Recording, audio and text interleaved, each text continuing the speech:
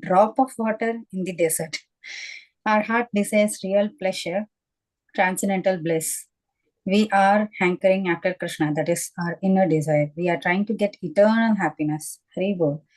Thank you so much, dear devotees. And thank you so much, Prabhuji, for giving us your valuable time and association. And yeah, Hare Krishna. Over to you, Prabhuji. Please accept my humble obeisances. All glories to Srila Prabhupada. Thank you, Mataji. Jai Srila Prabhupada. First and foremost, am I audible, Anita Ramya Mataji? Yes, Prabhupada. Very much. Okay, very much. Thank you very much.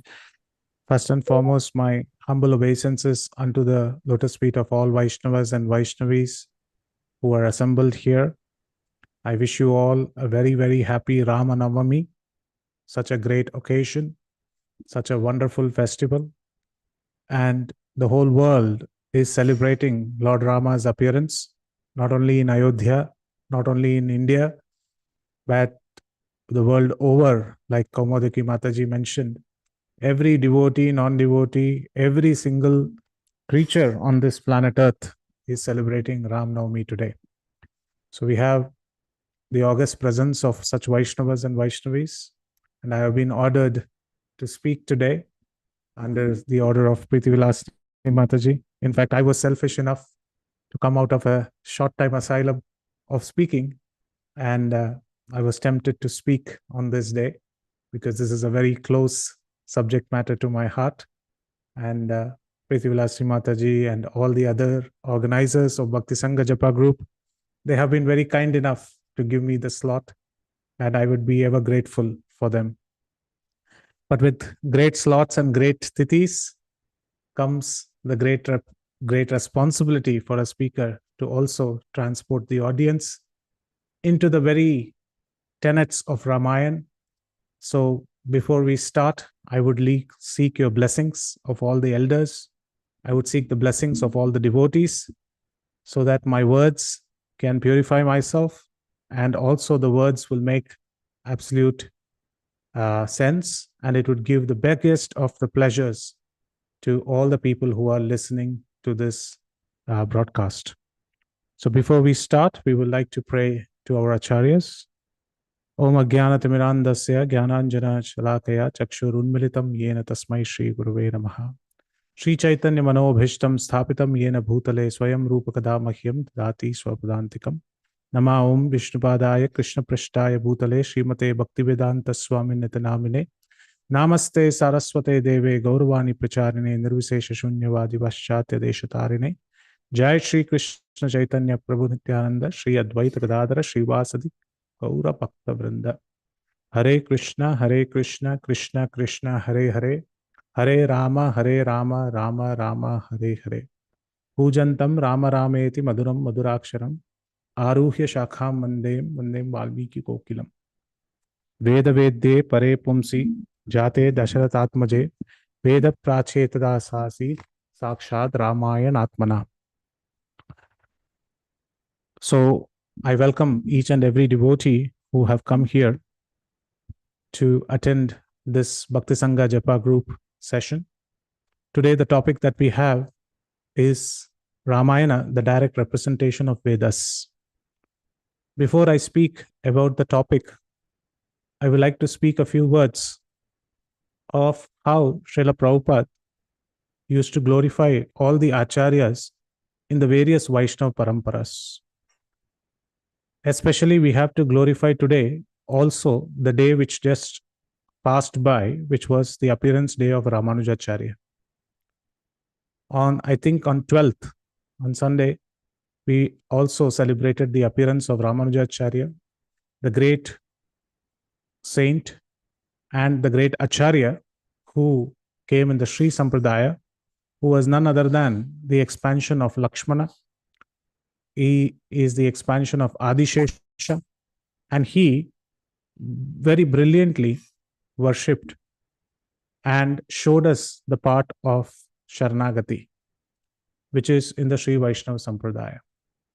So Srila Prabhupada, even in his introduction to Bhagavad Gita, he mentions very wonderfully about Ramanujacharya.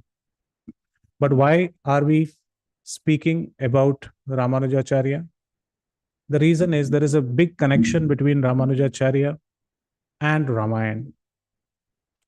In fact, it's very apt that we have Ram Navami and Ramanujacharya's appearance coming very back to back in a span of few days, because we can imbibe the qualities of Ramanujacharya, how he actually heard Ramayana.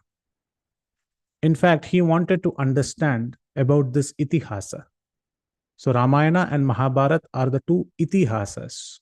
What does itihasa means? Itihasa means history. And how does the word break out? It breaks out as itihasa. So it actually tells us how it happened. So it's a direct conversational mention of the episodes or the actions that happened in the past. So history as it happened. So in other words, it is as it is given to us in itihasas. So Ramanujacharya wanted to learn this itihasa, and he went to his own relative. There was a saint known as Tirumalai Nambi. There was a saint known as Tirumalai Nambi, and he used to stay in the bottom hills or the foothills of Tirupati. And below a tamarind tree, he used to read out the meanings of the slokas of Valmiki Ramayana. So Ramanujacharya used to go to him to learn these wonderful meanings of Ramayana. And we might think in those days that he would walk all the way from Srirangam to Tirupati and try to learn this, or from Kanchipuram to Tirupati and try to learn this. But he did not learn it once. He did not learn it twice. He went to Tirumalai Nambi 18 different times and heard the whole narration of Ramayana again and again and again and again. So this gives us a very great insight of how many times we should read and hear Ramayana. So because it's Ramanujacharya's appearance and Ram Navami just back to back, we should take this inspiration from Ramanujacharya that we should be also hearing Ramayana time and time again, because the amount of meanings that are there and the amount of realizations that the devotees have poured into each and every sarga and every shloka of Ramayana is immense. We can spend millions of lifetimes just analyzing each shloka of Valmiki Ramayana. So this is what is the essence of Ramayana, that the Ramayana needs to be heard again and again, and Ramanujacharya heard it 18 times. But where do we get this pramana that he went and heard it 18 times? One of the greatest commentators, Govindaraja, who is a very renowned commentator on Ramayana, he mentions Supashtam Ashtadasha Kritva Edya Sri Shaila Purnat Yati Shekaroyam. Yati Shekara. Yati Shekara is Yati Raja Ramanuja, and Sri Shaila Purna Tirumalai Nambi. They both had a conversation. How many times? Ashtadasha Kritva Edya. They had a conversation of more than 18 times. Sushruva Ramayana Sampradayam Vakshyata Acharyam Paramparaptam. And this came in the disciplic succession. What happened in those narrations? It would be wonderful to hear such conversations amongst great devotees, where they speak about the greatest realizations of Ramayana. So in that, 18 times, 18 different secrets of Ramayana were revealed to Ramanujacharya. And these 18 different secrets are very well known, but it is very vast. However, today we are going to discuss the first secret of Ramayana, which is called as Ramayana is none other than the Vedas, the direct representation of Vedas. How it is so? This is the first secret. So there are 18 secrets. We are not going to see other 17. That might be for other 17 Ram Navami lectures. Today we are going to see just the first one, the first secret, which is Ramayana is the essence, or it is a direct representation of the Vedas. For that, we have to learn a shloka, which is a very wonderful shloka, which I just mentioned. The shloka says, Veda Vedye Pare Pumsi Jate Dasharatatmaje Veda pracheta sasatit sakshat Ramayanatmana. Veda vedye pare pumsi. It says Vedas, the quintessential knowledge, which is apaurushaya, which is not written by anyone, which is the breath of the Lord. This is these books are describing about the Lord himself. But the Lord took a decision at a certain point of time that he will be coming into this world as the son of Dasharatha. So Veda Vedye Pare Pumsi Jate Dasharatha Atmaje. Atmaje means as his son. So Lord Rama came as the son of Kausalya and Dasharatha. So he came as Kausalya Nandan. He came as Dasharatha Nandan. So he appeared. Then the Vedas started thinking, my existence is to glorify the Lord, but the Lord himself has taken birth as the son of Dasharatha. So the Vedas started thinking, I should also appear in such a form that while he is as Ramachandra, I should be able to glorify. Just like in my original position of Vedas, I am describing the Supreme Lord. Now he is as Ramachandra. I should be appearing and also describing about Ramachandra. That is the original position. So because Lord Ramachandra took birth as the son of Dasharatha, the Vedas took birth as the son of Valmiki, who is none other than Pracheta Sasasit, Sakshat Ramayana Atmaja. So Valmiki wrote the beautiful Adi Kavya, the first poetry in the world, and Ramayana was known as the direct representation of the Vedas. So this is the verse. The verse says, just like Rama appeared as the son of Dasharatha, the Vedas appeared as the son of Valmiki through his works, which is Valmiki Ramayana. But the question arises, is it just a poetic comparison? Or is it for real that Ramayana is a direct representation of Vedas? I know everybody on the Ram Navami day is eager to listen to Ram Katha. And here I am speaking about the technical aspects of Ramayana. But today, we are going to see these technical aspects through Ram Katha. Because Ram Katha and Tattva are both important for us to understand. If when we understand the glorious Ramayana, the book itself, and the great work of Valmiki, we can appreciate the Lord's pastimes even more. So let us take a very simple example and start analyzing how this statement is true that Ramayana is the direct representation of Vedas. For that, I'll be just sharing my screen and explaining what are the 6 different limbs of the Vedas. Can you all see my screen? Yes, Prabhu. Yes. So these are called as Angas. Angas mean limbs. So the Vedas have 6 Anga. The one is called as Shiksha. So we'll go clockwise. And you can see my screen where it says Shiksha means phonetics. The way we pronounce, the way we say, the way we pronounce the shlokas. This is called as phonetics. The next one is called as Chandas. This means the meter or the metrics. How long is the sloka? What is the meter? Like Anushtup Chanda, Jagati, Chandamsi. These are different chandas. We'll talk about it.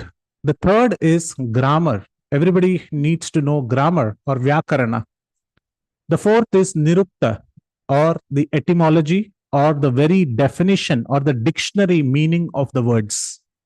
Fifth is astronomy or Jyotisha, and the final one is Kalpa or rituals. So if you pick up Vedas, it has all these Angas. And I said that these are limbs.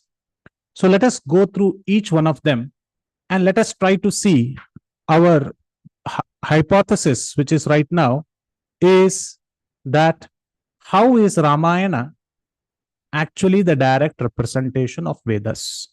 So what we have to prove at the end of the lecture is Ramayana is equal to Vedas. So the very easiest way to prove is if we find all these 6 limbs in our Valmiki Ramayana, then we can say that Ramayana is a direct representation of the Vedas because all the limbs of the Vedas are available in Ramayana. So this is going to be our task. So let us go one by one. Let us go with the first one. And I would need a volunteer here who would pick up any one of those topics and then we will dive through. So I will here request Kirtida Sundari Mataji, can you please do the opening of picking any of the one Anga so that we can start describing about it. Anyone that you like. We'll go clockwise, Prabhu. Phonetics, Yes. Shiksha. Perfect, Mataji. Thank you so much. So first, Mataji has chosen Shiksha. Shiksha is known as phonetics or the very pronunciations of how we pronounce the Vedic mantras. In fact, this is known as the nose of the Vedas. But why it is called as the nose of the Vedas? Because the very pronunciation is the breadth of the Vedas. The way we pronounce, the way we say our shlokas, it is very, very important. So, Shiksha means the very prana of Vedas or very the life air of the Vedas. And these swaras which you use to pronounce the Vedic mantras, they have to be perfect. In kirtan, in bhajan, if we make some mistakes in the shlokas or the mantras, it is fine. It is nullified.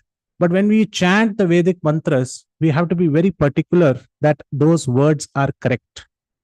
It is said that if we are chanting it in a wrong way, the Vedic mantras, it is like hitting a hammer on the demigod's head. They feel the pain. And every word has to be perfect. A one word here and there changes the meaning completely. For example, in one marriage when I went, there the bride and the bridegroom, they both were seated. It was a South Indian wedding. And the pujari mentioned that do the Mangalya Dharanam. That means bring the Mangal Sutra and tie the Mangal Sutra to the bride's neck. But the dha he used was different and there was a head pujari there. He immediately smacked on the hand of the pujari who mentioned it and said, it is not Mangalya Dharanam, it is Mangalya Dharanam. And I was very inquisitive. I asked him the question, what is the difference between this big dha and the small dha? He said, in Vedas, you should be very careful in pronunciation. The big dha, Mangalya Dharana, means wearing or tying the Mangal Sutra or wearing the Mangal Sutra. And the small dha means cutting the Mangal Sutra. So, never in a marriage one wants to go and cut the Mangal Sutra. One has to wear the Mangal Sutra. So, he said the phonetics, the Shiksha has to be very important. But where do we see this in Ramayana? When we ask, and that is where we have to go to none other than Ayodhya Kanda. So, please open the hearts of yours and start seeing from the eyes of your heart this pastime. Bharata has come back from his maternal uncle's place and he is seeing that there is absolutely disappointment in Ayodhya. He is asking his mother, what has happened? Mother says that Dasharath Maharaj has passed away. Ram, Lakshman, Sita has been banished to the forest.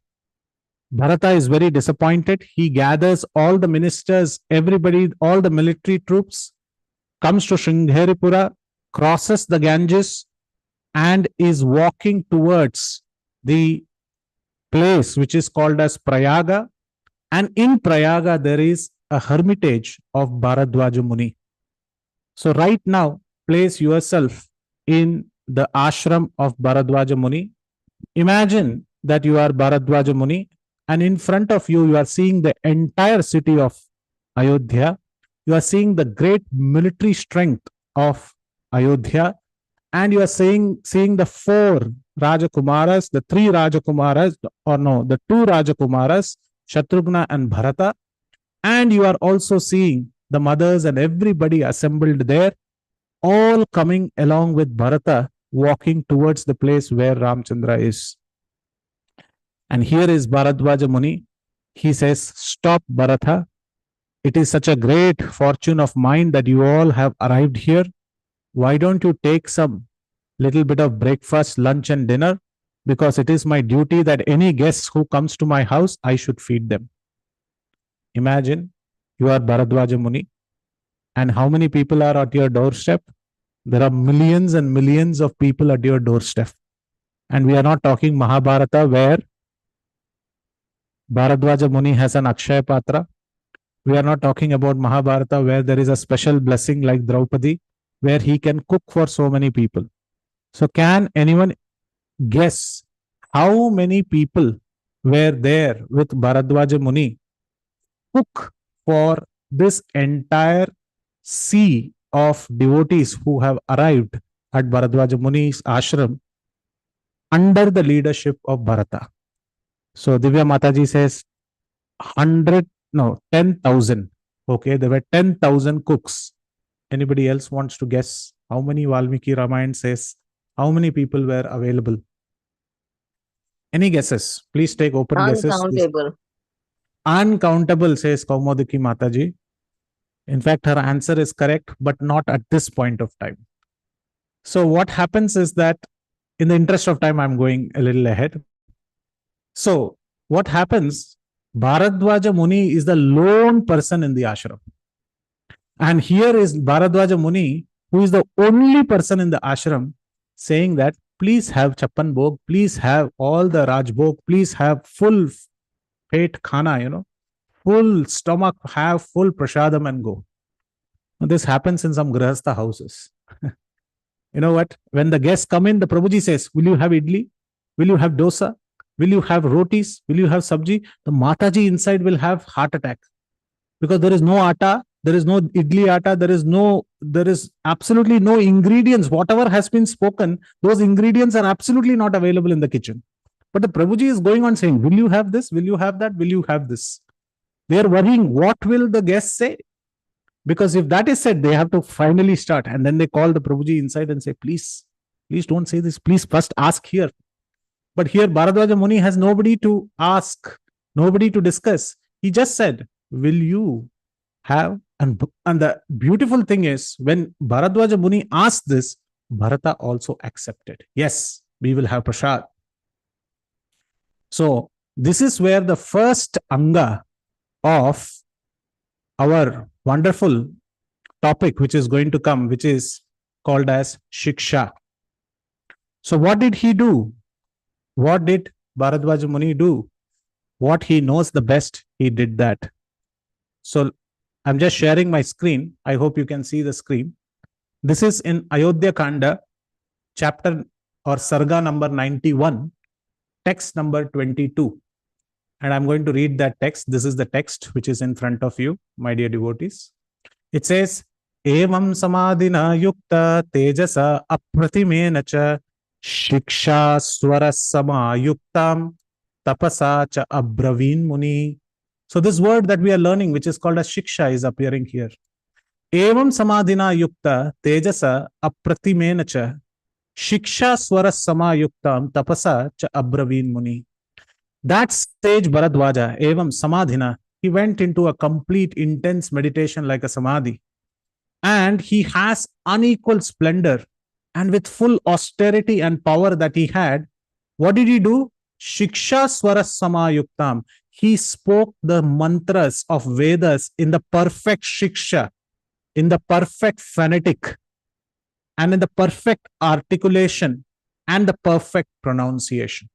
So his tone was proper, his articulation was proper, his pronunciation was proper, and it was as per the scriptural text. Tapasa cha abravin munihi. So what is the power of this Shiksha? And as he spoke, and as he mentioned about each and every demigod, when he thought about in his heart, that demigod was present right in front of him. And that demigod was ready to do the tasks, whatever Bharadwaja Muni orders.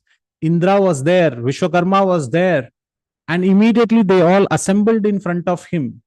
How do we know that? The very next sloka mentions about this. Manasa dhyayatah tasya pranmukhasya kritanjalehi ajagamnu tani sarvani daivatani prathak prathak. Manasa dhyayatah tasya. immediately when with joined palms, doing a namaste, kritanjali, they were, whatever he was meditating, those demigods were present right in front of him, and all those celestials were ready to do the tasks. And what task did they do? They created a beautiful palace for 21 acres. They grew trees, each and every one of them. And my dear devotees, this all happened in a fraction of a second. All the trees were filled with juices and honey and fruits. And they created a palatial building where there were kitchens made. More than 10,000, 20,000, and as Kaumodiki Mataji says, innumerable amount of cooks arrived, women arrived, servers arrived, and they made a great Rajbhog and they fed each and every one of them. And then Bharadwaj Muni asked Bharata, do you want round 2 of Prasad? And Bharata said, no, no, no. I am completely satisfied. In fact, this Sarga number 91 talks about the various preparations and how this beautiful entire chapter speaks about how beautifully Bharadwaja Muni, just by speaking the Vedic mantras in the proper Shiksha Swara, Shiksha Swara Samayuktam, Tapasacha Abraveen Muni. This is clearly mentioned by Valmiki. So here we see the very first mention of the Anga. And this Anga is Shiksha or phonetics. This is very important in our Shastra. And this is the nose of Veda. This is the life breath of Vedas. So this episode of Bharadwaja Muni is just one example in Ramayana. In fact, you will see such many examples. When Agastya comes and speaks about Lord Ramchandra, that is also in a perfect Shiksha meter. Like that, you will have many, many examples in Ramayana. But this is a very direct verse where this first Anga is being mentioned. So we go back to our list. We have seen the first Anga. So again, Mataji has said that we will go clockwise. So what is the next Anga, Mataji? Meters, metrics, chandas. Metrics, that is Chandas. So this is very wonderful. Chandas means there is a particular meter in every shloka. Like every shloka would have a chanda, a meter.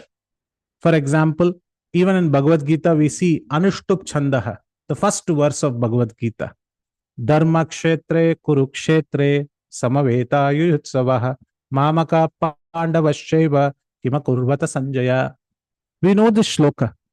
This shloka is in the Anushtup Chanda, means there are 8 different sections. Dharma kshetre kurukshetre 8. Samaveta yuyutsavaha 8.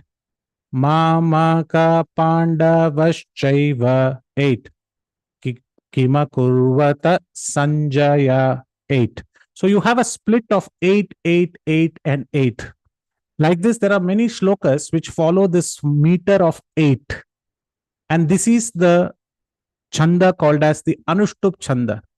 Another famous shloka that we all know is Shuklam Baradaram Vishnum Shashivarnam Sadurbhujam Prasanna Vadanam Dhyaye Sarva Vignopa Shante. This is another famous shloka that we know. And if you look at each of these verses also, each one of them has been broken into 8 different meters. Shuklam Bharadharam Ra-um, that is 8. Shashivarnam Chaturbhujam 8. Prasanavadanam Dhyaye Sarva Vignopa Shantaye. So if you see, each one of them has been broken into 8, 8, 8 as a meter. But why are we learning about this? Because in Ramayana also we should learn about the Chandas. If Ramayana is the direct representation of the Vedas, these Chandas should be there. This meter should be there in Ramayana as well. But what we are going to see is in the Chandas, we are going to see the bhakti, devotional angle of this Ramayana. So for that, again, I would request all you devotees to open your hearts. And now we are going to go into more wonderful place which is none other than the Sarga of Balakanda. In Balakanda, the context is Vishwamitra, after traveling and after protecting the Yaga and the Yagya, has entered Mithila, and after entering Mithila, he is right now in front of the bow, the great Shiva's Dhanush. And this Shiva's Dhanush is going to be broken by Lord Ramchandra. But we all know it is going to be broken. But right now, we are at the stage of Ramayana where the bow was carried by 60,000 men, says Kamban. 5,000 people pushed the cart of the Dhanush, says Valmiki. So these two numbers are same, because to pick up, it needs 60,000 men. To pull or to push the cart, it needs 5,000 men, says Valmiki. And this Dhanush has been brought in front of Lord Ramchandra. This great bow, many people tried and they could not lift the bow or string the bow. But now Valmiki wants to say exactly what was conversed between Vishwamitra and Lord Ramchandra. And as I have said before, there was a great science of speaking in between sentences or hidden meanings in between sentences. And here we are going to see the complex usage of speaking in between, or meaning, or having a meaning, or having a hidden meaning between the sentences or the shlokas, and also using the play of Chandas. So let us see the shloka. This is in Balakanda. And in Balakanda, this is in Sarga number 67. And this is shloka number 12. So 167:12 is the shloka. Vishwamitrasya Ramastu Shrutva Janaka Bhashitam. And this is the shloka. This is a famous shloka. Vatsaramadhanupashya iti raghavam abravit. That's it. So we are going to see the chandas in the second line. Vatsaramadhanupashya iti raghavam abravit. Vishwamitra, after hearing Janaka, he said, Vatsarama, oh boy Rama, Dhanupashya, you may see the bow. Iti raghavam abravit. Like this he told Ramchandra. You see such a simple usage of the statement, or what was the conversation. Vatsarama dhanupashya iti raghavam abravit. So if you actually look at the chandas, it goes Vatsarama dhanupashya 8. Vatsarama dhanupashya 8. So it has been broken as 8. And iti raghavam abravit, again 8. Actually, just to make the Anushtup meter, he has broken this Sanskrit in a very different way. So those who are learners of the Sanskrit, they will actually say it. He could have said it, Vatsarama dhanupashyeti raghavam abravit. This is the right usage. Vatsarama dhanupashyeti.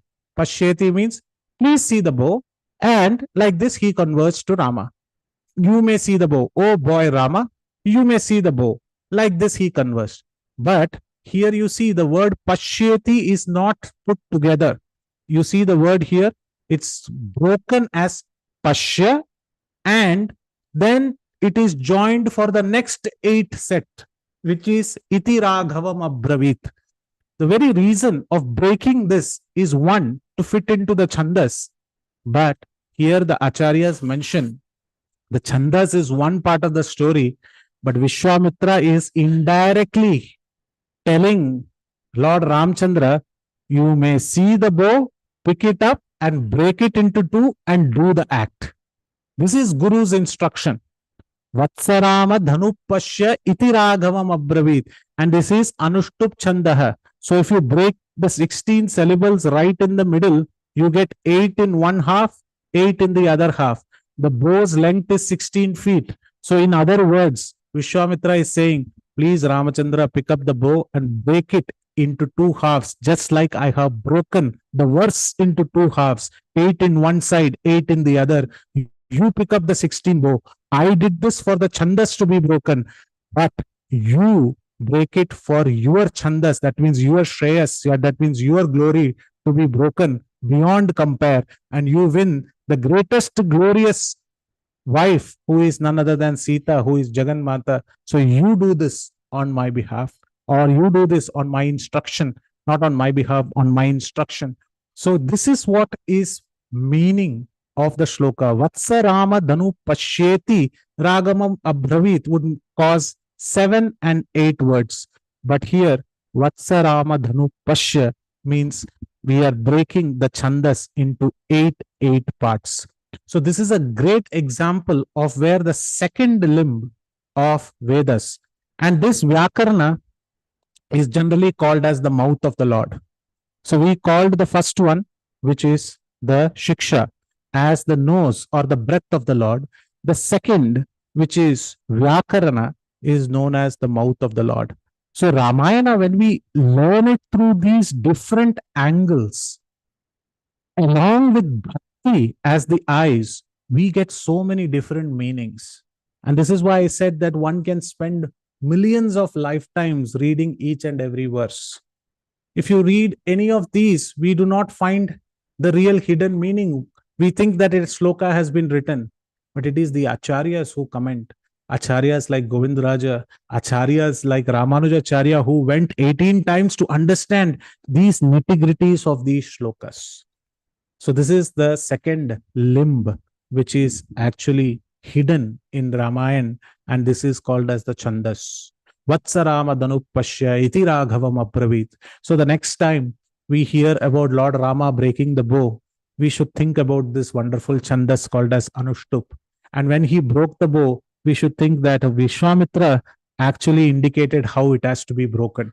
So this breaking of the bow was as per Guru's instruction.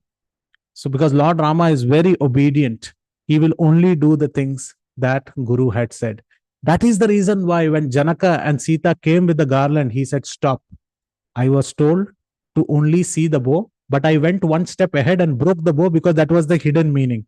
There is nowhere in this verse it is mentioned that I should marry you. So unless and until the father comes and gives me the okay, I will not be marrying you, Sita. This was the statement told by Lord Ramchandra. So this is the beautiful Ramayana where we can see the second limb, which is the Chandas or the metrics. Now, quickly, which is the third one, Mataji? Let's go back. Yeah. Grammar. Third, grammar. So actually the grammar is the mouth. And in fact, if you see the Chandas is the foot of the Lord. So I think I mistakenly mentioned it as the mouth. The grammar is the mouth of the Lord, because grammar is the most important. The mouth of the Vedas, the Veda Anga. And for this, we have learned this example, so we'll go very quickly, that we have to go to the Sarga where we have to transport ourselves to another beautiful part of Ramayana, where Rama and Lakshmana are walking through the forests. And while they are walking through the forests, they have met Kabanda, and Kabanda has told them that you should take the help of Sugriva. And they are walking through the forest and they are reaching the place of Sugriva under the Rishyamukha mountain. Sugriva, being very afraid, he is sending Hanuman to go and find out what is the real intention between these brothers. And Hanuman immediately is jumping, disguising himself as a Brahmana, and he's coming in front of Lord Ramchandra and Lakshmana, and he is mentioning this sarga in this shloka.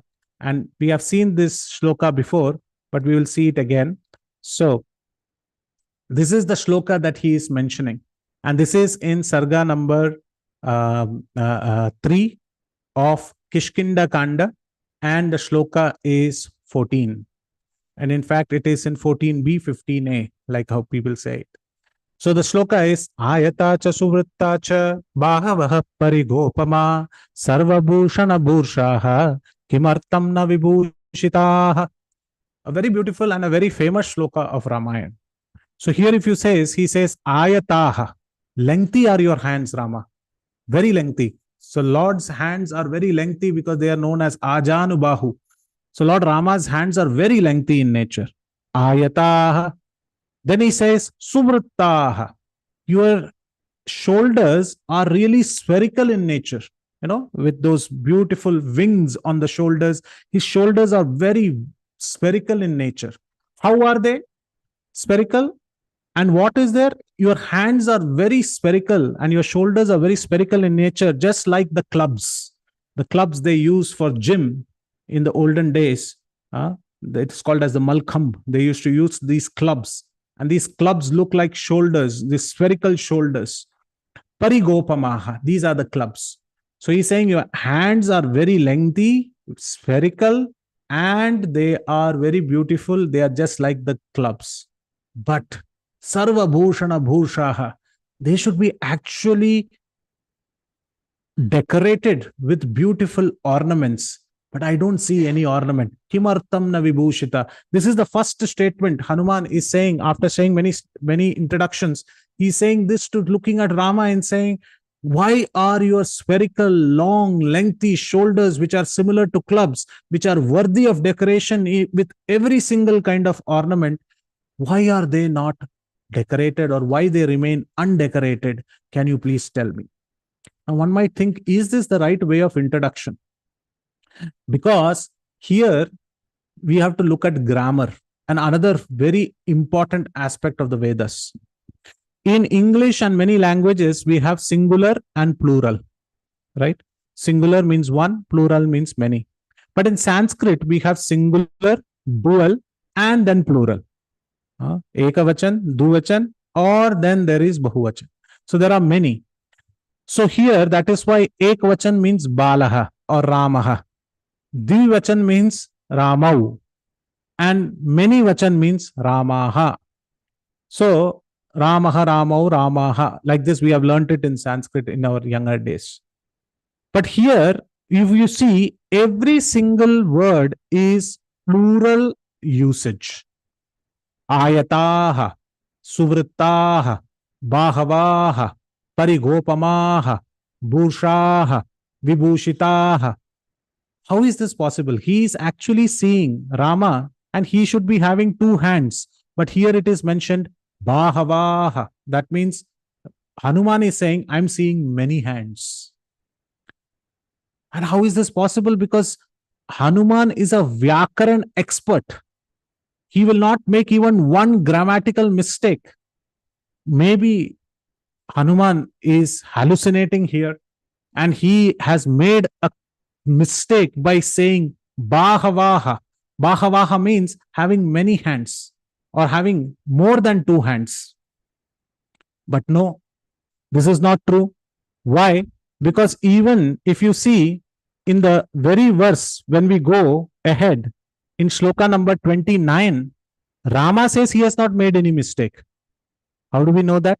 Because Rama says very clearly, when we go to Sloka number 29, it says, Nunam Vyakaranam Kritsnam Anena Bahuda Shrutam Bahu Vyaharte Anena Nakinchit Apashabditam. Rama is saying definitely grammar is severally and comprehensively learnt by Hanuman. Hanuman, he talks to Lakshman and he says, did you hear the words he spoke, Lakshmana? What beautiful usage of words. Not even one word was missing the verbiage that he has to use. Nunam Vyakaranam Krishnam. He nailed it on the grammar. There was not even one mistake of grammar.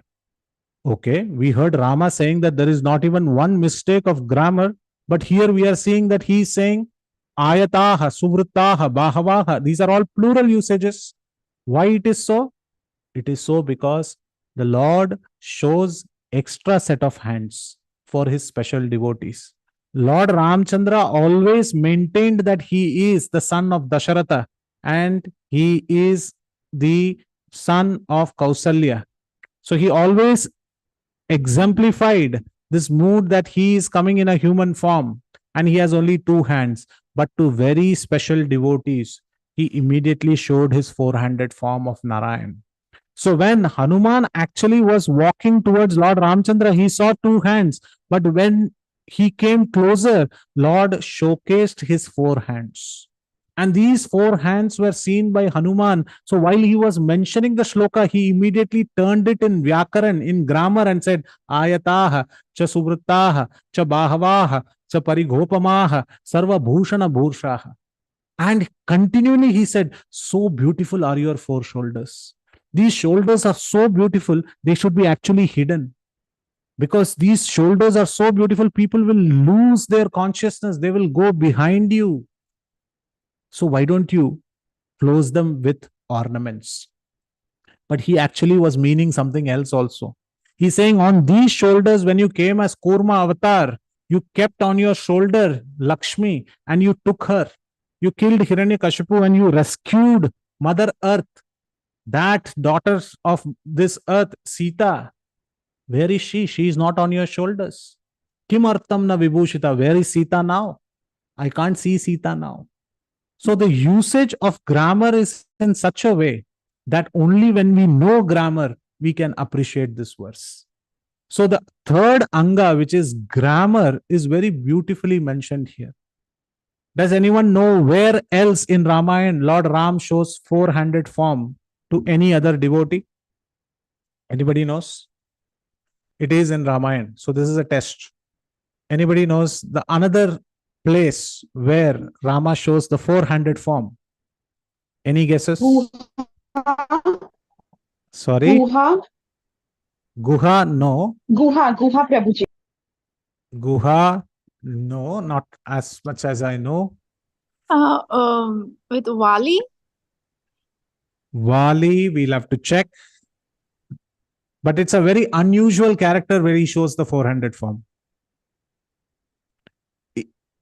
It's in Lanka. So any idea? He shows it to Mandodari. Vibhisana. He shows it Mandodari. to Mandodari. Yes.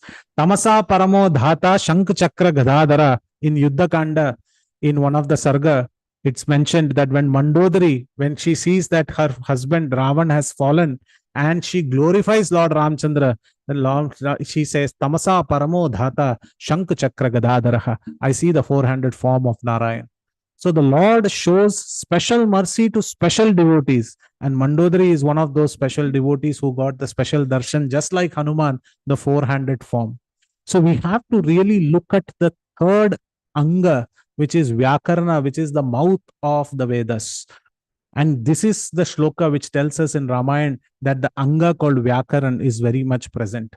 This is one famous verse. Like these, there are many verses in Ramayana. So let's quickly see the other three. So we go back, which is the next one that we are going to see. Let's go back. Yes. Etymology, Nirukta. Nirukta or etymology. Thank you so much, Mataji. This means that the real meaning, and this is a little easier for us to find, right? There's no, we all know the name of the four brothers, which was kept by none other than Vashishta. Ramaya, Ramabhadraya, Ramachandraya, Vedase, Raghunathaya, Nathaya, Sitaya, Hapate Namaha.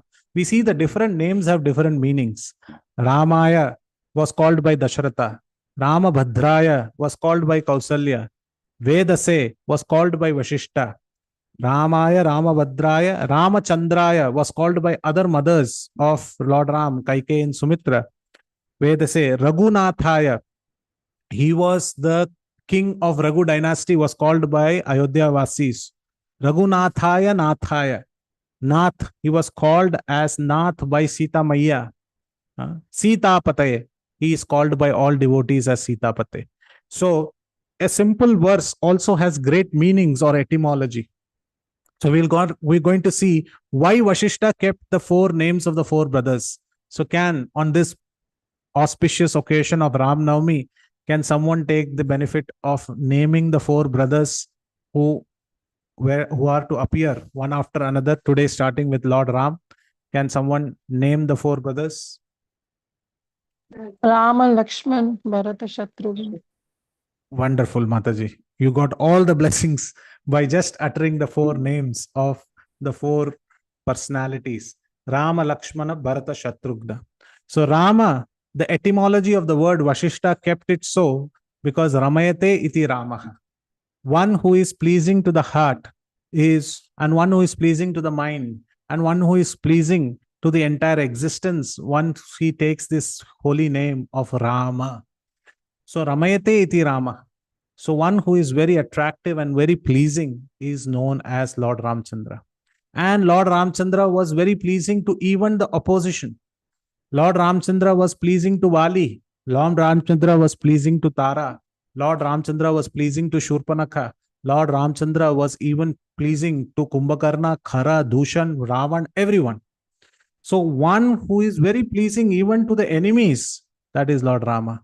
So how grateful are we, because Prabhupada has given us this holy name of Hare Krishna Mahamantra, where we are taking the word Rama. It stands for Krishna, but again, also Lord Ramchandra. Hare Krishna, Krishna Krishna, Hare Hare, Hare Rama, Rama Rama, Hare Hare. All attractive. Ramayate iti Ramaha. But Lakshmana was given this name called Lakshmana, Lakshmi Sampanna. Lakshmana was said that he is the one who has the real wealth. So what wealth are we talking about? The wealth of service. Lakshmana was known as Lakshmi Sampanna because he is fully bestowed with all wealth. We see that Lord Ramchandra lost his kingdom. Kingdom is seen as wealth. He lost his kingdom and he had to go to the forest for 14 years. But Lakshmana, even in those 14 years, he did not lose his kingdom, which is the kingdom of service. So we see that the real wealth was with whom? Was with Lakshmana. Lakshmana never lost his service. They say that how many days Lakshmana did not serve Ram? Can anyone tell me? How many days Lakshmana did not serve Ram? 0. Mataji says 0. First answer. Anybody else? Any other option? No. So as 0. Lakshmana, he did not serve Lord Ram for 3 days. Or when he was unconscious, hurt by No. Meghanath. No, he served at that time also because he is fighting for Lord Ram. So he's serving. 2 days afterwards, he took birth after Lord Ram. So 2 days there. And 1 day before Lord Ram returned to Vaikunta, Lakshmana returned to Vaikunta because he has to be the Adishesh where the Lord has to come. So 3 days only he did not serve. Rest all the days he was constantly serving Lord Ram, says the Acharyas. But even while he was not serving for 3 days, the answer is correct. The 0 is the answer, because even while he was not serving in this realm, he was serving in the spiritual realm. So actually 0 days that he has not served Lord Ram. So Lakshmana, the real wealth is Lakshmi Sampanna. The real wealth of service is with Lakshmana. Then comes Shatrugna, Nitya Shatrugna. So Shatrugna is always devoted to worship not Lord Ramchandra, but the devotee of Lord Ram, who is none other than Bharata. So the real Shatru of Shatrugna is Rama Bhakti. Because whenever he is trying to do the bhakti or he is trying to serve the devotee, the service of the Lord comes in between. So what does Shatrugna do? He wins over Ram Bhakti and then he continues his service to the devotees. So Vashishta kept the name Shatrugna Nitya Shatrugna. But now let us come to the last personality, the greatest personality also in Ramayana, which is Bharata.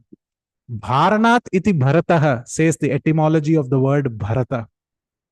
One who is carrying the burden of misunderstanding, or one who is carrying the burden of all mistakes, that person's name is Bharata. So my dear devotees, what is the mistake of Bharata? Can anyone tell me? What is the His mistake? mother, Kaikeyi, had actually taken bones from Dashrath Maharaj, that Ramachandra has to be exiled to the forest and Bharata has to be made the king of the kingdom.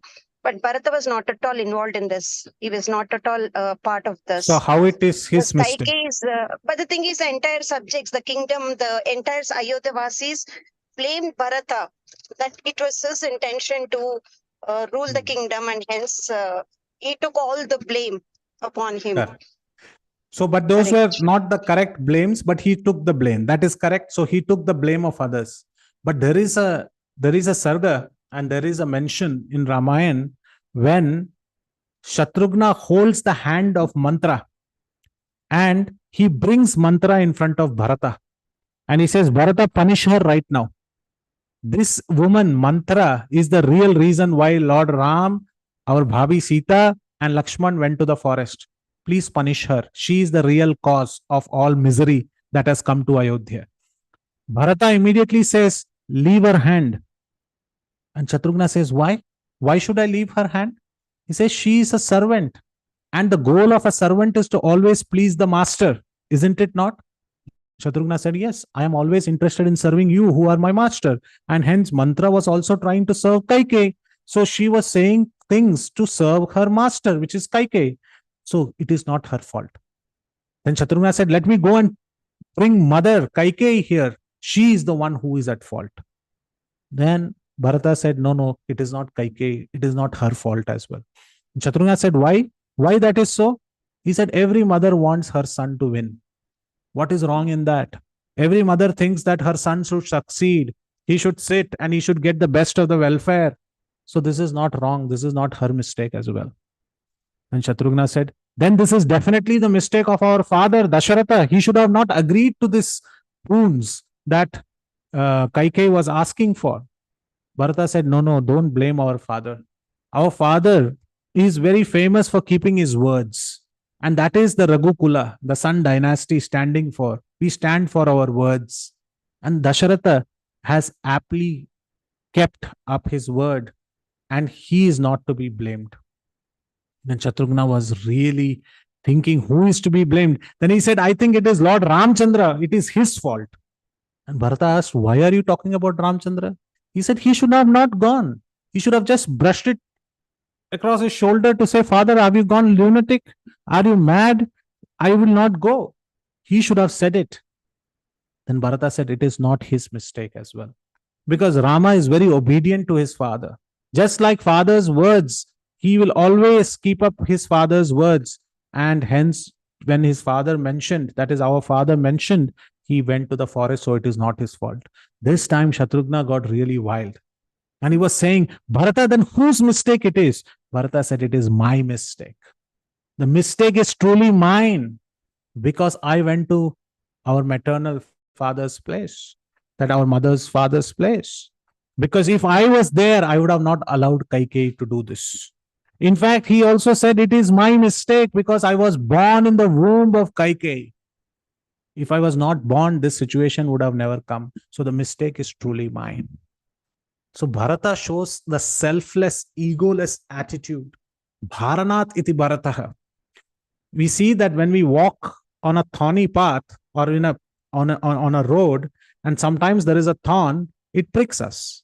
Look at the way we say our statement also. The thorn has pricked us, as if the thorn has got out of its branch. It has run behind us, tapped on our shoulder, told us to see our feet, and pricked us. This is how we say, the thorn pricked us. But actually what has happened?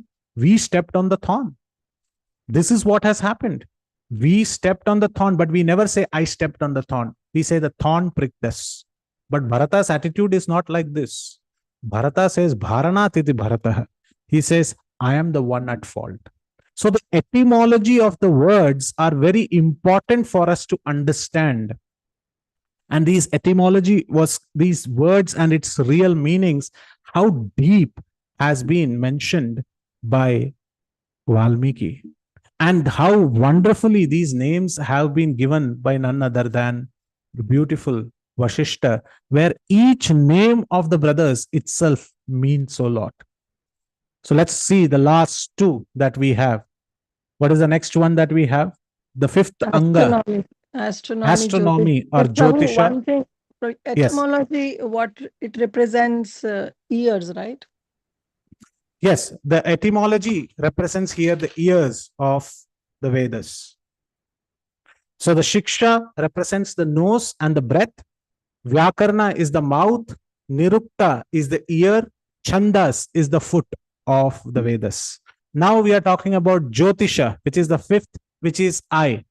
Because what which is far off, sometimes the ear cannot listen to it, the nose cannot smell it, the mouth cannot speak about it, but it is the eye which can see, which is far.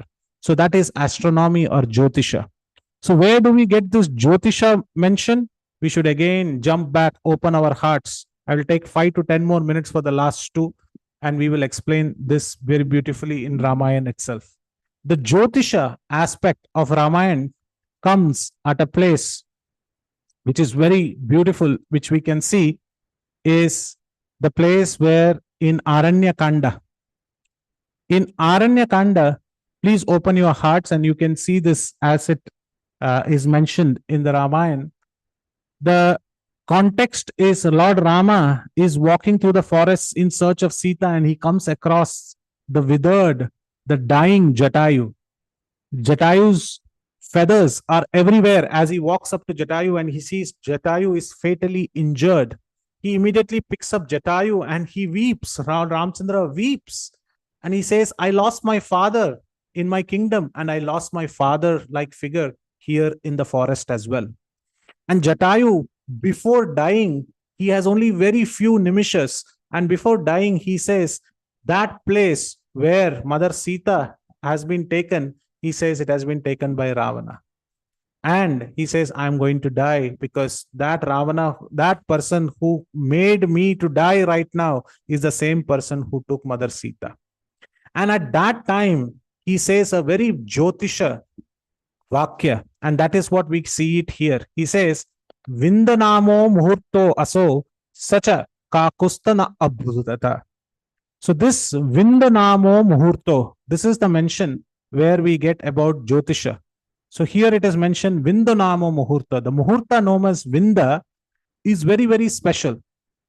That what happens if any riches or anything that is lost during that spell of time, the original possessor of those riches will get it back very quickly. So he says, Rama, don't worry. You lost Sita, or the kidnapping time of Sita was in the Vinda Muhurta. So next time we lose something, we lose our iPhone, our charger, please check which Muhurta it is. If you know Jyotisha, you can check. And if it is lost, you be very calm, it will come back to you. But here Jatayu says, Vindanamo Muhurto asaucha kakusta na abhudhata. That means he says, using Jyotisha, he says, please be mindful that he only stole Sita. It will come back to you. And as you have lost it, just like that, it will come back to you. So that is a good thing. And he passes away. How great is Jatayu? How great is that he can see so far-sighted into the future, and he knows Jyotisha. That is why his brother also can see literally far-sighted. Sampati, he can see on the other side below Ashoka Vatika while he is sitting in Rameshwaram, and he can see that in Ashoka Vatika in Lanka, Sita is there. So both are vultures. They have far-sightedness. But here, the far-sightedness of Jatayu is not only literal sense of far-sightedness, but here the far-sightedness is through Jyotisha, the Anga, the eye of the Vedas. And that is also in Ramayana. And the last and the final one, the Anga that we have here is the Anga called as ritual or kalpa. And this ritual or kalpas are also mentioned in the Vedas. And these rituals or kalpas are the hands of the Vedas. So the phonetics is the nose, the metrics, the chandas are the foot, the grammar is the mouth, nirukta is the ear, astronomy, Jyotisha is the eye, and the rituals are the hands through which we do all the rituals. Where do we see this? In Uttara Kanda, because it's also one of the Kandas of Ramayana. In Uttara Kanda, we see that Lord Ramchandra was told to do the yajna of Ashwamedha. And at that time, Mother Sita was not next to him. So he made a full life-size deity of Mother Sita in gold, and he did these yajnas. So this is also mentioned in the Uttarakanda. We generally do not speak much on Uttarakanda, but these kalpas and etc. are mentioned even in the Putrakameshti Yajna and many other places where rituals where there was a golden pot with a silver lid, which came as the kheer. And one might think why it is a golden pot with a silver lid, because it is so nice that the golden pot will keep it warm, it will keep it a little bit cold, but it will not allow the heat to escape because silver is a good conductor. It will keep it at the right temperature. So these rituals, these vessels, how it has to be made, everything is mentioned in Ramayana, in their particular sargas. So in all we see that Ramayana, if you really read it deeply, in each of the pastimes, you can see the very different angas of the Vedas. There is Shiksha, there is Chandas, there is Vyakaran, there is Nirukta, there is Jyotisha, and there is Kalpa. But to understand all of this, we need the blessings of the Acharyas. We need the blessings of the Vaishnavas. We need the blessings of the Lord. And what great other opportunity we have than today, where we can beg before the Lord and the Acharyas and all our spiritual masters and all the Vaishnavas. And please give us these eyes of the Shastras. Please give us these very relishable topics of Ramayana, which will nurture the soul, which will nurture our ears to come by. And every sloka like this, when we read and when we relish, then we know that we are actually in contact with the spiritual pastimes of the Lord. They will get enacted in front of our eyes and we can see them. Like how Srila Prabhupada said, one who reads Srimad Bhagavatam regularly, they can see Shyam Sundar on the pages of Srimad Bhagavatam. This is mentioned by Srila Prabhupada. So like that, let us all pray today that Lord Ramchandra, he blesses us immensely. And I thank each and every one of you for patiently hearing me. It was a little rushed presentation because we had 6 different Angas to cover. But let us not forget, this is the first secret of the 18 that was given to Ramanujacharya. There are 17 more secrets. We have many lifetimes to cover those. So let us wait for those. And I wish you once again, all of you, a very, very happy Ram Navami. And I thank the organizers for giving me this slot to speak and share some of the snippets of Ramayana, which is very close to my heart. Thank you very much. Jagat Guru Srila Prabhupada ki jai. Yadatras kalitam kinchit vidhvam satpurayantu tat.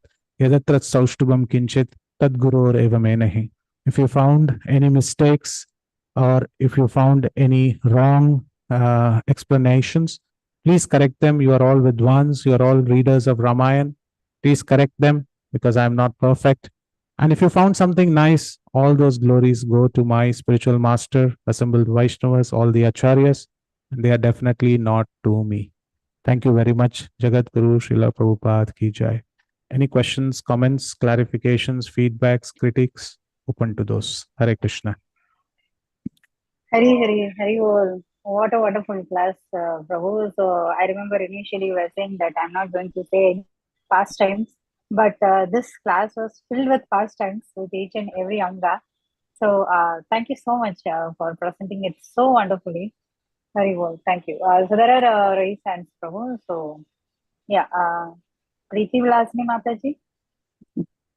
Hare Krishna, Prabhu. Thank you so much. Thank you so much for such a nice class.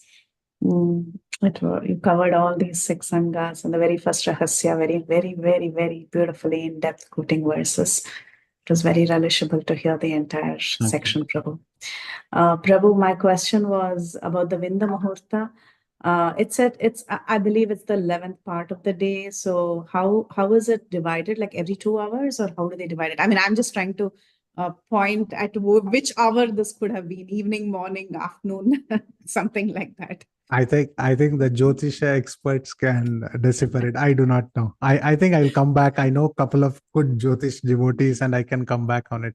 There is, I think this Muhurta, the Vinda Muhurta, we'll have to see based on that time of the day and the season. I do not know. I will have to check and come back. It might not be one set of the same metric for every single day. It might change, but I will have to check. I really do not know what part of the day it is. Yeah.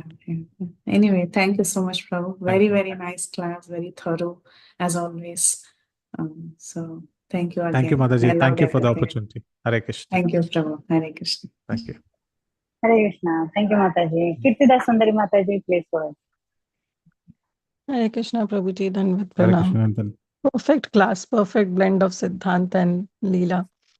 So beautifully explained, Prabhuji. Prabhuji, I was thinking that why then only Ramayana is the representation of Vedas? Because all these 6 Angas are also present in Srimad Bhagavatam. Yes. If we see, so why not Srimad Bhagavatam is also a perfect representation of Vedas? So all these scriptures, yes, even Panchamo Veda, even Mahabharata is known as Panchamo Veda. So all the scriptures which has these tenets can be considered as the representation of Vedas. So here I am saying it's not the only, it's a direct representation, is the one of the representation, or all the Vedas, all the Angas of Vedas are there in Ramayana. It is there in Bhagavatam also, because it is the matured fruit of all the Vedic scriptures. So definitely Srimad Bhagavatam has the best matured fruit. There is no comparison. It's beyond compare. And that is the beauty of Sanatan Dharma, that we cannot pick one book or the other. Many devotees say, oh, all other religions might have one book. Which is your one book? We say, just come to our library. It is full of books. Pick whichever you want. Right? So that is the beauty of Sanatana Dharma. We have so many books and it is so wonderful. Thank you, Prabhu. And Prabhu, one more thing. Yes. About this Anushtup meter that you were telling. There is another meter that is used in Bhagavad Gita, like Karparne Dosho Pahata Swabhava. Do you know the meter, the name of that meter? No, I do not know. Trishuk, I'm not. Mataji. Trishuk, yeah, there you go. What? Trishuk. Trishuk. Trishtup Chandaha. Trishtup Chandaha. And last thing, Prabhuji, you have just said that you explained only the one secret. And we have to wait 18 years, 17 more years to know 17 secret. I doubt I'll be living by that time. So is it possible if we can give you one day, a week, and then maybe you can cover? Sure, Mataji. In fact, I was starting a podcast starting this Ram Navami to cover more deeper aspects, like everyday Ramayana kind of podcast. So I was thinking to cover those 17, but happy to do it for Bhakti Sangha Japa group as well. Sure, Prabhu. Then we can talk and let you know. Sure, Mataji. Thank you, Prabhu. Thank you once again. Hare Krishna. Hare Krishna.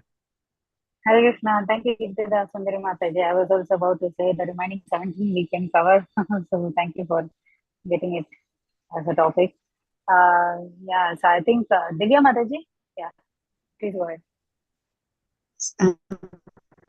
Hare Krishna, Prabhuji, Dandavat Pranam. Thank you so much, Prabhuji, for your wonderful lecture. And so it was so enchanting to hear about the pastimes of Lord Rama. Prabhuji, I had two very small questions. One question was that, like you mentioned, that Ramayana is the representative of representation of Veda. So is Bhagavad Gita also? Bhagavad Gita is also included in the in one of the representations.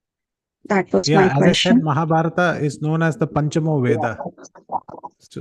So Gita is a part of it, and Gita is the creme de la creme of all the Vedic knowledge and all the Upanishads. Yes, you mentioned Mahabharata, but I completely forgot that Bhagavad Gita was in Mahabharata. I'm sorry, my mistake. Prabhuji, and one more question was that you were mentioning about shoulders of Lord Rama. So what does the shoulders of Lord Rama signifies? Can you share some thoughts on that also? So the shoulders of Lord Ramchandra were very beautiful to look at, because it was like a gym-bodied person, very, very chiseled and very nice to look at. And they were compared to the clubs. I do not know if I can show the clubs. Let me just find it. We're like the gadas, the clubs in. Okay, let me find that picture and I can show it to you. Okay. Yeah. Okay. So yes. Okay. Maybe I can show this picture. Yes. This might not be the appropriate comparison, but just an indication of what we can see.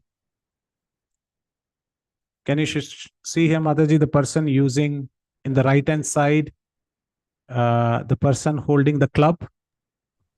Yes, Prabhuji, yes. So this person, if you see the club, it is spherical and it is long. So if you keep your arms out like this part of the arm will be spherical in nature.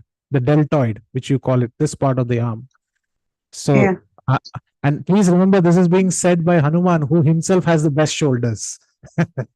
And you have the best shoulders. It's like two people who are interested in their fitness meeting each other and say, hey, you have a best shoulder. Oh, no. Oh, actually, you have. Oh, I have only two. You have 4 hands. So that is what is, I mean, there are so many different aspects that we can see. It is definitely not Sakya, but it is just getting Dasya at the right first moment, the Dasya Bhakti, saying that, oh, master, you have better shoulders than mine. And you have 4. Yeah. Yes, Prabhuji. Thank you so much, Prabhuji. Hare Krishna, Dandavat Pranam. Thank you for your wonderful lecture and thank you for giving your time, Prabhuji. Hare Krishna. Thank you. Hare Krishna. Harita Hare Krishna. Mataji. Yeah, Hare Krishna, Prabhuji, Dandavat Pranam, all glories to Srila Prabhupada. Thanks for this very nice session, Prabhuji, of Sri Ramayana. Actually, I was listening from other speakers also, like past from few weeks, and I could recollect this point, like about the Vrinda Muhurta. Like before that, like the Muhurta, like Ravan is the greatest Jyotisha, and he knows that he has decided a proper timing to kidnap Mother Sita, so that she stays with him forever. But it was Jatayu who was also knowing the Jyotisha. So Sita Mata just delayed. told him that you inform Rama that Ravana has taken me. But he went further ahead, like he being to serve Lord Rama in a better way and to try to protect Mata if he can. So he tried to fight with Rama, and he made the delay Yeah. of the So that Muhurta actually. very nice. Yes, Because that's of correct. he tried to fight with Rama to delay that Muhurta so that Sita Mata Rama can get back Sita Mata. So that's what I heard, Prabhuji, and I just wanted to share that point. Thank you so much, Pantaji. So this is the truth, that the materialists might have greatest of the plans, and their plans would have been planned to the T. But if you are trying to harm a devotee, and another devotee's simple plan can spoil the entire plan of the materialists. So this is Krishna's arrangement, that nobody can bring harm to a devotee. The other devotee can, like Jatayu, his simplest intervention ensured that the greatest plan of Ravana was spoiled, and it became the Vinda Muhurta. Thank you so much, Mataji, for sharing that. Hare Krishna. And I have one more question, Prabhuji, like the Sure. four-handed form of Rama. So it was only shown to Hanuman and Mandodari, like I heard somewhere, like it is shown to Mother Kaushalya also when Lord Rama was in his childhood. I'm not pretty much sure, so I just want to confirm that. I have not read it in Valmiki Ramayana. We'll have to check the sargas again, but I have not read it. Okay. So, Prabhuji, can I ask you? Here also the mention here is, one second, here also the mention is in a very Vyakaran way. So here direct mention is not there, that Bahavaha means, but here through the lenses of the grammar, we understand that there were extra hands. But these extra hands is also mentioned in 2 other ways. For example, Lakshmana was there right next to him. So Lakshmana is like a right hand of Rama, because for service. So 3 hands, 2 hands of Lord Ramchandra and 1 extra right hand or 2 hands of Lakshmana is also said as Bahavaha. But this is also a meaning. So he was seeing 4 hands of Rama and Lakshmana, and he was also seeing the 4 hands of Lord Narayan. So that is why the plural is used. So the plural is many, more than 3. So whether Bahavaha is really only 4? No. 4 and more than 4. So if you see Lakshmana also, it is 4 plus 2, 6. If you see with Lakshmana, then it is 4. So it is like that. So many meanings can be drawn with one shloka. Okay. Yeah, sure, Prabhuji. Thank you. Hare Krishna. Yeah, somebody else had a question? Yeah, Prabhuji, I had a question when Mataji was speaking about that Jatayu was purposely increasing the time. Is there any reference for that? Maybe not, I will have to check. But then the fact is that it is true that the delay was caused by Jatayu. And so Ravana mentions in the Sarga that he wanted to get this act done in a quick way, and that is why he pulled out his this thing. This is because he was knowing the fact that he was getting delayed, and he knew the plot, what was happening. So this is mentioned. So again, commentaries of acharyas actually reveal this to us, and this is anukula to what the statement is given, to increase our bhakti. So definitely we'll have to see which commentator gave through and Yeah. where is the reference. But the meaning and the cited example is definitely anukula to increase our bhakti. And it was mentioned that the muhurta that Ravana decided was like Punarvasu Muhurta, something like that. I heard from that Prabhuji who was We'll have to check. speaking on Ram. Punarvasu is also the muhurta for Lord Ramchandra's appearance. So star.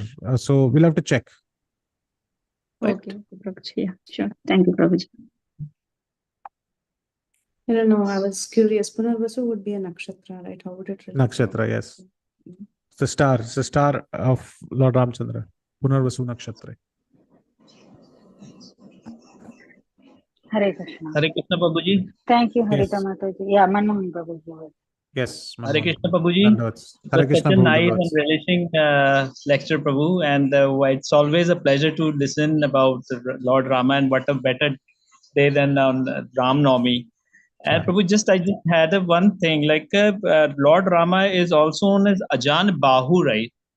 So Yes. what does that mean, Prabhuji? Like his hands are longer than his normal form? What does it actually?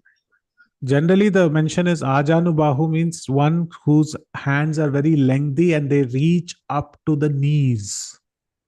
That's how the measurements are given. His hands extend up to his knees. So that means he has very long hands. Similarly, is for Okay, Chaitanya Prabhu. Mahaprabhu as well. We say Ajanu Lambita Bahu Jugala.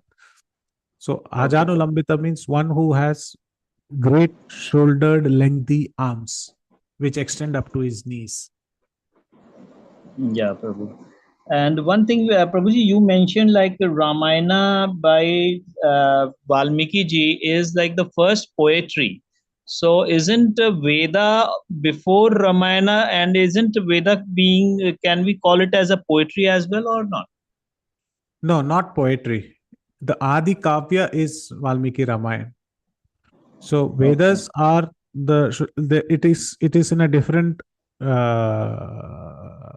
they are the Shrutis, and they are not in a poetic fashion written.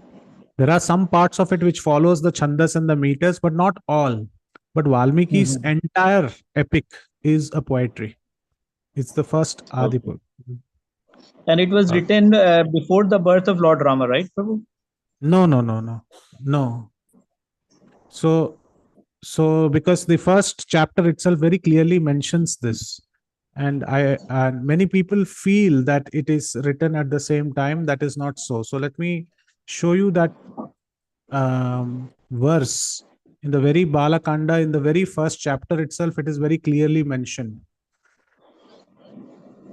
So here, when we go to the second verse.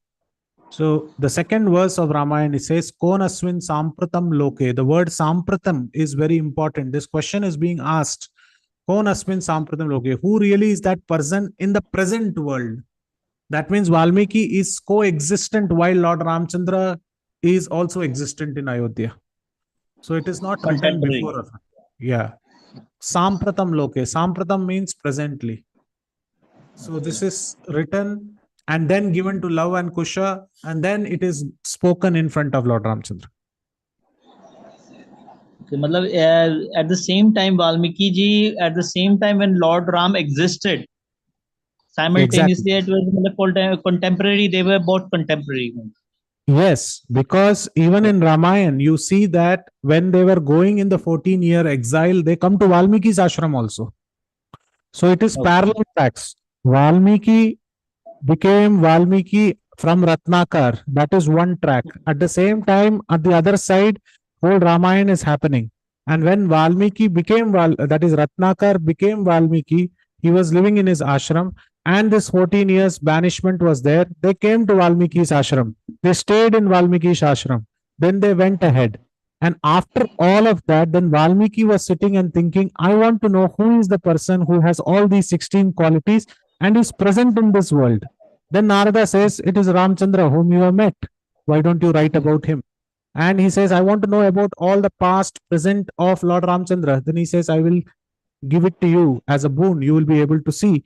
And Brahma also appears and he gives it to him as a boon. And then he starts writing. So at that chronological order, he is writing about Lord Ramchandra, which is in a parallel, simultaneous track which has happened. And he gives it to Lava and Kusha, who goes to Ayodhya and narrates this. Is it clear? Yeah. There's a misconception, big misconception was cleared. Like many of the peoples I have heard, like they told like it was written much before Lord Rama's birth. So today you cleared it. Thank you, Prabhu. No. Here in this verse, it is very clear. Konasmin sampratam loke. Who is the person in this present world? So he's asking about, don't tell me one who has passed or one is in the history. I want now, who is present now. Okay, Prabhu. Okay. Thank you, Prabhu. Hare Krishna, Prabhu. Hare Krishna. Thank you. Hare Krishna. Hare Krishna, Prabhuji. Thank you so much. Very, very wonderful explanation for all the question and answer questions. And very nice. Can I ask one question, please? Yes, Mataji, please go ahead. Prabhuji, I missed one point. You mentioned 3 times when Lakshman didn't serve. 2 I know when he came late and he went early. But what was the third instance? The 2 is 2 days after Rama's birth, the 2 days he was born. So 2 days there and 1 day before he went to Vaikunta. Okay. Yeah, got it, Prabhu. Thank you so much. Thank you. Yes, Mataji, you can take it. Hare Krishna. Thank you, Mataji. I didn't hear that correctly. Thank you for getting it back. Hare Krishna. Thank you, Prabhuji. So I think no more questions or in the chat or hand raise I can see. Very, very wonderful class. As Mataji said, we can have the other qualities of Ramayana also, of Lord Ram also, which will be explained by you only. So I think today it was a perfect class which we had. With your permission, we can end the call. Yeah, Harita Mataji, do you have anything to say? Harita Mataji? Harita Mataji, you have anything to say? Yes, Mataji, sorry. I was not able to mute it. So, Prabhuji, I have one more question. Like, is Bharata and Shatrughna are also like they are like we say, right, with Krishna, all the people who have appeared are form of demigods and they are from like heavenly planets. So, like Bharata and Shatrughna, are they part of like Lord Vishnu, like the Shankha and Chakra? Are they depicted there? Or Yes, they are. I'll have to. Bharata is expansion of one of the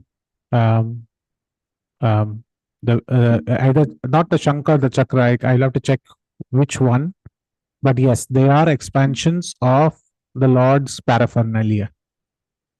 Okay, and I want to know the meaning of Shatrughna, Prabhuji. I could not get it. Shatrughna, the meaning is Nitya Shatrughna, Nitya Shatrughna. Shatrughna means one who has no enemies. Okay. Actually, he has no enemies. Why he has no enemies? Because he is serving the Lord's devotees. But he has one enemy while serving the Lord's devotee, which is Rama Bhakti, the devotion to Lord Ram. That which means that when he is trying to serve Bharata, who is the devotee of the Lord, when Rama comes, then he is also forced to serve Lord Ramchandra. So in between the devotion of the devotee of the Lord, devotion of the Lord comes as a impediment. So it's like seen as a positive way of seeing a very highly positive. So it's like a negative way of seeing a highly positive. Yeah, yes, Prabhuji. This part I was not getting it, like what exactly it was. Yeah, now I got it. Yeah, thank you, so Prabhuji. That's why Vasishtha mentions it as Shatrughna, Nitya Shatrughna. So while always serving Bharata, he will have the enemy of Ram Bhakti. That means while always serving Guru Maharaj, suddenly you might have to take care of the altar worship also, At that time, you are stopping the service of Guru Maharaj. You have to serve Krishna. So it's like that. Yeah, sure, Prabhuji. Thank you. Thanks a lot, Prabhuji. That was really wonderful session. Hare Krishna. Thank you, Mataji. Thank you, Prabhuji. So I you. think no more Hare questions or hand raise. So with your permission, Thank you very much. I think Sukha Mataji has. Sorry, Prabhuji. Every time Uh-huh. I'm saying this, one more question or hand raise is there. Sukha Mataji has asked something. Chaturviha expansions too for which Generally, I don't know. that's Chaturviha. the paraphernalia expansions, but Yeah. that's what I know them as. The Sri Okay. Vaishnava commentary mentions them as the paraphernalia as expansions. Mm-hmm. Okay, so they are not Chaturviha, Prabhu. I do not know Chaturvyuha. Maybe if you saw a recent article, they have references, Mataji. I do not. Yeah, today I heard Yes. in one class also they are Chaturviha expansions. So then it will be. That's what. It can be. Okay, Hari Prabhu. Anand. Rupa Goswami Rupa mentions. Goswami. Okay, there you go. Okay. Wonderful. Lagu Bhagavatamrita. Jai. Yeah. So Hari Rupa Anand Goswami in the Harita. Lagu Bhagavatamrita, he gives explanation that they're Chaturvyuha, all the four of them. The other, he gives two explanations. He also says Shankha Chakra. He says Bharata's Chakra and Shatrughna's Shankha.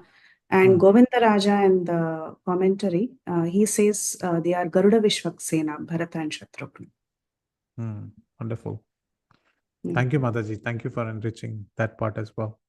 Thank you so much. There you go. All the answers are there with Bhakta Sangha. They're all there here. Wonderful. Hare Krishna. So I hope as of now, no more hand raise. Finally. Thank you. Thank you so much, Prabhuji, for giving us a valuable time in association. And it was a very, very nectaring class. And with all the question and answers, it was very helpful for me to know all these explanations in depth, which is there in Ramayana. So with your permission, we can end the call here, Prabhuji.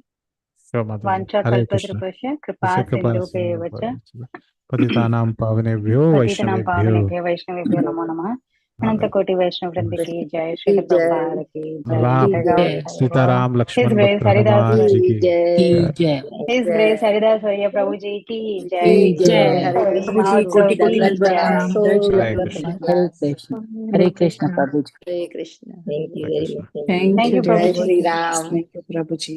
Jai Shri Ram. Ending the